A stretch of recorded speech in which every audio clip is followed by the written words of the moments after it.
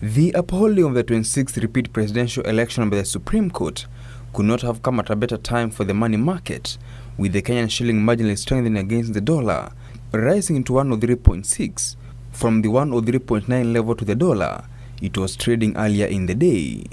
The benchmark NSE-20 share index also rose by 1.5% after the Supreme Court ruling, indicating a sign of better things to come for the money markets.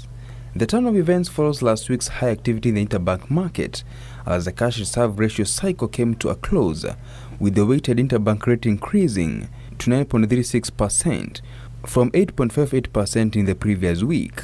With the cash reserve ratio primarily used as a measure to ensure safety and liquidity of bank deposits, the lending capacity of banks as well as money supply in the economy is seen to be increasing steadily over the past few weeks.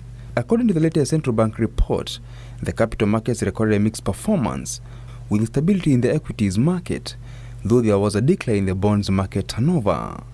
During the week under review, liquidity in the money market was relatively balanced, with the transactions injecting 1.7 billion shillings, of which 1.1 billion shillings accounted for government operations.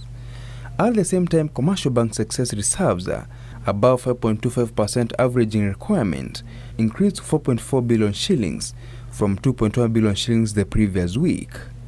During the week, equities market trading increased for NSE, which led to a 0.46% increase in market capitalization, reversing a 1.05% decline in the previous week.